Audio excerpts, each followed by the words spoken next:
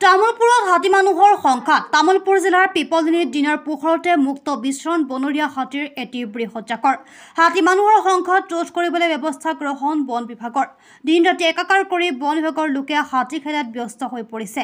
সাধাৰণ লোকে যাতে বনৰীয়া হাতীক আক্ৰমণ নকৰে তাৰ বাবেও আহ্বান বন বিভাগৰ।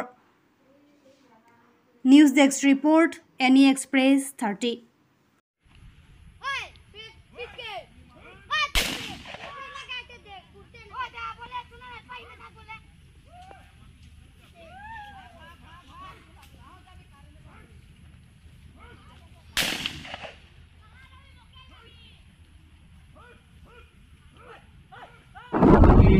বিগত বছৰৰ পৰাই বিশেষকৈ আমাৰ বন বিভাগৰ লগত বাক্সা বন সংমণ্ডলৰ অধীনত কুমাৰীকাটা আৰু তামুলপুৰ ৰেঞ্জৰ দুটা ৰেঞ্জৰ অধীনত আমি আজিৰ তাৰিখলৈকে আমি বিশেষকৈ হাতী মানুহ সংঘাতৰ ওপৰত মানে বিশেষকৈ কাম কৰি আছোঁ।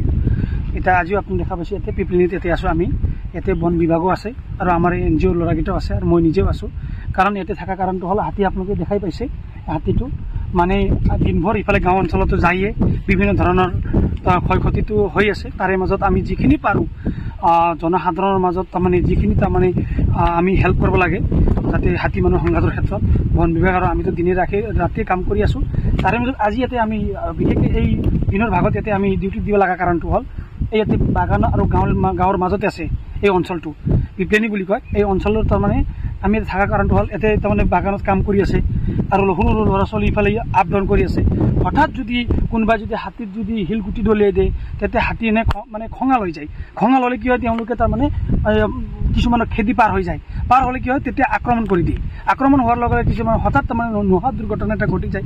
তাৰ কাৰণে আমি কি কৰিছোঁ তামুলপুৰ বনাঞ্চলিক বন কাৰ্যৰ অধীনত যিটো নাগৰিকজনী ফৰেষ্ট অফিচ আছে, ফৰেষ্ট অফিচাৰ ইনচাৰ্জ আমাৰ সমৰজ্যোতি বড়োৰ নেতৃত্বত আৰু আমি মই নিজে ইয়াতে আমি ৰাতিপুৱাৰ পৰা এইখিনি আছোঁ যাতে আমি যিমান পাৰোঁ যাতে এই অঞ্চলত যিটো জনসাধাৰণ যাতে কোনো ধৰণৰ অসুবিধা হ'ব নোৱাৰে আৰু হাতীকো তাৰমানে অসুবিধা হ'ব নোৱাৰে, পাব্লিকো অসুবিধা হ'ব নোৱাৰে। আমি যিমান পাৰোঁ মানে ৰাইজৰ মানুহখিনি আমি বুজাই আছোঁ যাতে আপোনালোকে হাতীক তাৰমানে শিলগুটি নামাৰিব বা কোনোবা গিটিছ মাৰে নামাৰিব। তেওঁলোকক মানুহখিনিকো আমি তাৰমানে সজাগ কৰি আছোঁ আৰু হাতীখিনিও আমি ইয়াতে বহি আমি আৰু এই ৰাস্তাই আমি পহৰা দি আছোঁ। বিশেষকৈ আমাৰ হাতী খেদাৰ তাৰমানে পন্থা বা পৰিৱেশটো বিভিন্ন ধৰণৰ আছে।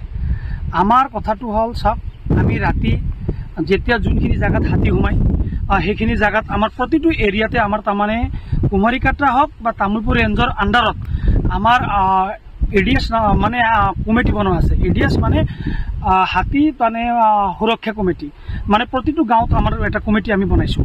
সেই কমিটি বনোৱাৰ মূল উদ্দেশ্যটো হ'ল যাতে এই যোনটো গাঁৱত হাতী প্ৰথমতে সোমায় তাতে কমিটিৰ প্ৰেচিডেণ্ট ছেক্ৰেটাৰী মেম্বাৰ্ছ আছে, তেওঁলোকে গ্ৰুপত আমাক মানে খবৰ দি দিয়ে।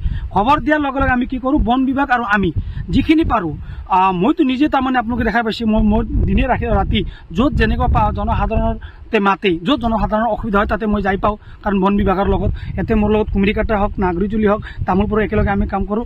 আৰু এই ক্ষেত্ৰত আমি কি কৰোঁ লগে লগে তাতে যাতে হাতী অহা যোৱা পথ যিটো সেই পথটো তাৰমানে গাঁৱৰ মাজত যেতিয়া হাতীটো সোমায় লগে লগে চাৰিওপিনে তাৰমানে এটা তাৰমানে পৰিৱেশটো তাৰমানে বেয়া পৰিৱেশ এটা হৈ যায়।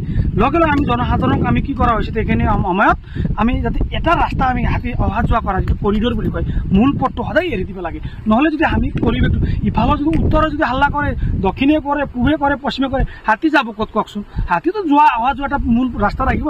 সেই ৰাস্তাটো আমি জনসাধাৰণৰ মাজত সোমাই বা য'ত বেছিকৈ তাৰমানে ঘৰ ভাঙাৰ চান্স আছে বা কাৰোবাৰ তামোল বাগান ভাঙাৰ চান্স আছে, কাৰোবাৰ স্কুল বা কেনেকুৱা পৰিৱেশ যদি আছে সেই পৰিৱেশ